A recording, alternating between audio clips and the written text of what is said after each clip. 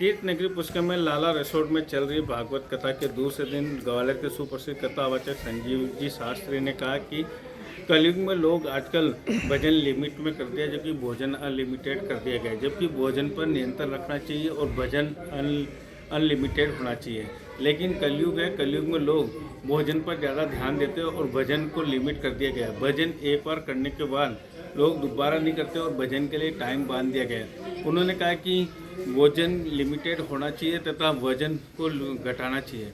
वजन लिमिटेड होगा और वजन अनलिमिटेड होगा तो व्यक्ति को भगवान के दर्शन होंगे और भगवान उसकी सहायता करेंगे और सुख दुख में भगवान की मदद मिलेगी। लेकिन लोग कलयुग में भगवान को सुख दुखों में याद करते हैं, अन्य करते नहीं हैं। इसलिए भगवान को हमेशा याद करना चाहिए और इंसान को भगवान की शरणों में ही रहना चाहिए। मैं अनिल कुमार पासर, बदलता पुष्कर संपादक। पर कर पाता है क्या? बोलो, कर पाता है? सही बताना आप। हम लोग ग्वालियर से चलने को थे तो मन में भाव था पुष्कर जाएंगे तो 5 माला ज्यादा करेंगे, जय श्री कृष्ण। पर कर पा रहे हैं? जैसे ग्वालियर में सोते थे वैसे ही एसी में यहाँ सो रहे हैं, जय श्री कृष्ण। जैसे ग्वालियर में खेलते कूदते थे वैसे ही यहाँ कर पा रहे हैं। तो फिर यहाँ आने का प्रयोजन क्या रहा है? ऐसे जैसे हम ग्वालियर से यहाँ आने पर अपने आप का प्रयोजन नहीं समझ पा रहे हैं कि पुष्कर हम 7 दिन के लिए क्यों आए हैं, ऐसे ही गर्भ से जीव जब बाहर निकलता है तो इस दुनिया में खो जाता है और ये भूल जाता है कि इस दुनिया में आने का प्रयोजन क्या था। जैसे भैया जी, ये मानव देह पाने का प्रयोजन क्या है?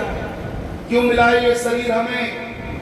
खाने पीने, सोने, हंसने, नाचने, गाने, खेलने, कूदने को ये शरीर हमें नहीं मिला है भैया। ओ भैया, ये शरीर क्यों मिला है? घर में सफाई करते रहो, भोजन बनाते रहो, यही लिए मिला है ना? ये शरीर हमें भगवान का भजन करने को मिला है। सुख का अनुभव, दुख का अनुभव संसार का हर जीव करता है। गाय को भी सुख होता है, गाय को भी दुख होता है। चिड़िया को भी सुख होता है, चिड़िया को भी दुख होता है। चींटी को भी सुख होता है, चींटी को भी दुख होता है।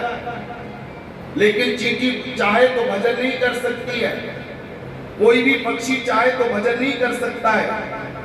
लेकिन सुख दुख तो हमें भी होता है, पर एक काम हम बहुत ईमानदारी से कर सकते हैं। क्या कर सकते हैं? बोले भगवान का भजन कर सकते हैं, जैसे। लेकिन भैया हम सब कुछ कर लेते हैं पर भजन,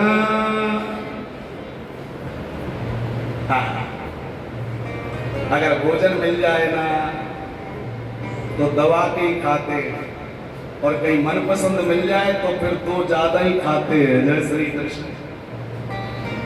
लेकिन हमारे संतों ने देखिए कितना सुंदर नियम बनाया।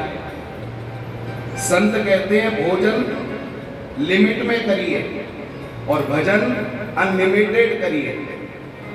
आपने ध्यान दिया हो, भोजन और भजन में कोई ज्यादा अंतर नहीं है। भोजन और भजन में कोई ज्यादा अंतर नहीं है। भजन को लिखिए आप और भजन में ओ की मात्रा लगा दीजिए तो भोजन हो जाएगा, जय श्री कृष्ण। केवल एक मात्रा का ही अंतर तो है। अच्छा, भोजन में ही मात्रा क्यों लगी है, भजन में क्यों नहीं लगी? भजन कोई मात्रा नहीं है, ना आ की, ना ई की, ना ऊ की, कोई मात्रा नहीं है। भजन सीधा ही लिख दिया भजन। और भोजन में ओ की मात्रा लगा दी ऊपर कर भोजन। क्यों? क्योंकि भोजन ज्यादा करोगे तो बीमार पड़ जाओगे, जय श्री कृष्ण। भोजन कितना करना है? मात्रा में, लिमिट में। जितना शरीर को आवश्यकता है उतना ही भोजन करो। अगर ज्यादा खाओगे तो अपच हो जाएगी, पेट विकार हो जाएगा, तकलीफ बढ़ जाएगी, बीमारी बढ़ जाएगी, डॉक्टरों को पैसा देना पड़ेगा, हॉस्पिटल में भर्ती रहना पड़ेगा। इसलिए भोजन लिमिट में करो। और भजन कितना करते हो आप? सही सही बताइयो, तीर्थ में बैठे हो। भजन का एक लिमिट हम लोगों ने बना लिया, जिसको अनलिमिटेड करना चाहिए, जिसकी कोई गिनती नहीं होना चाहिए, उस भजन को हम गिनती से करते हैं। एक बार हनुमान चालीसा पढ़ लिया तो अब दोबारा नहीं पढ़ना है। एक माला गुरु मंत्र की कर ली तो आज के दिन से छुटकारा मिल गया। आज हनुमान जी को फूल माला चढ़ा दी तो काम पूरा हो गया। मंगलवार को लड्डू का भोग लगा दिया, फिर 6 दिन खूब उल्टे सीधे काम करे, कोई फर्क नहीं पड़ा। बोलो, हम लोगों ने भजन को लिमिट में बना के रखा है, जय श्री कृष्ण। और हमारी भागवत कहती है भजन तो खूब ज्यादा से ज्यादा करो, और जितना ज्यादा भजन करोगे ना उतना ही जीवन में आनंद मिलेगा। हमारे भारत के एक बहुत श्रेष्ठ संत इस समय बहुत प्रसिद्ध हैं, प्रेमानंद जी महाराज। आहा, मैं तो ये कहूंगा कि ये धरती को हरा भरा बनाने के लिए ऐसे महापुरुष संत हमारी भारत भूमि में बार बार जन्म लेते रहते हैं। जय श्री कृष्ण। एक संत जाता है, कोई महापुरुष दूसरा संत प्रकट हो जाता है। इस समय हमारे भारत भूमि पर जीते जागते संत स्वरूप अगर भगवत स्वरूप कोई विराजमान है तो वो प्रेमानंद जी महाराज है। मैं तो ये कहूंगा कि दिन में कम से कम 1 घंटे परमानंद जी को रोज सुना करो, तुम्हारे जीवन के कई बिगड़े काम अपने आप बनने लग जाएंगे। हमारे परमानंद जी महाराज नित्य क्या कहते हैं कि भजन को बढ़ाओ और भजन को घटाओ। आजकल लोगों का भजन ज्यादा बढ़ रहा है और भजन, बुरा मत मानना भैया, वजन तो हमारा भी बढ़ गया था, आप बड़ी मुश्किल से कंट्रोल कर रहे हैं। पर सही बता रहे हैं आपको, कलयुग में ज्यादातर लोगों का वजन बढ़ रहा है और भजन कम हो रहा है। और हमारी भागवत कहती है कि वजन को घटाओ और भजन को बढ़ाओ। जय श्री कृष्ण। परमानंद जी महाराज नित्य उपदेश करते हैं कि राधे राधे जपो, राम राम जपो, श्याम श्याम जपो, जिसको तुम इष्ट मानते हो उसको ही रोज भजो और उसका ज्यादा भजन करो। क्यों? क्योंकि जीवन का कोई भरोसा नहीं है। आज है कल रहेंगे इसकी कोई गारंटी नहीं है। इसलिए आज से, अभी से, इसी क्षण से भगवान का भजन प्रारंभ कर दो। जय श्री कृष्ण। क्या होगा भजन करने से? क्या होगा?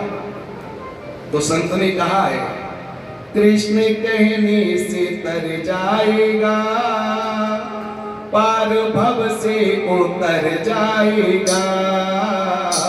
कृष्ण कहने से तर जाएगा, पार भव से उतर जाएगा। कृष्ण कहने से तर जाएगा,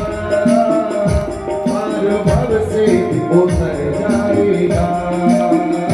कृष्ण कहने से तर जाएगा, पार भव से उतर जाएगा।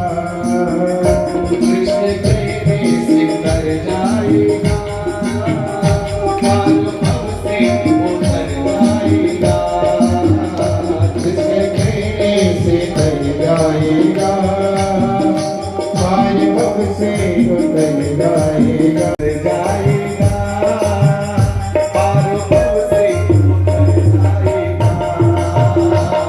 कृष्ण कहने से तर जाएगा, पार भव से उतर जाएगा।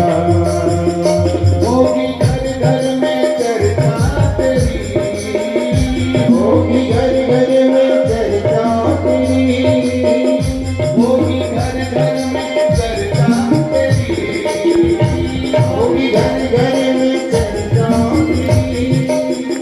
जिस गली से गुजर जाएगा, जिस गली से गुजर जाएगा। कृष्ण कहने से तर जाएगा, पार भव से उतर जाएगा। कृष्ण कहने से तर जाएगा, पार भव से उतर जाएगा। सब कहेंगे कहानी तेरी, सब कहेंगे कहानी तेरी, सब कहेंगे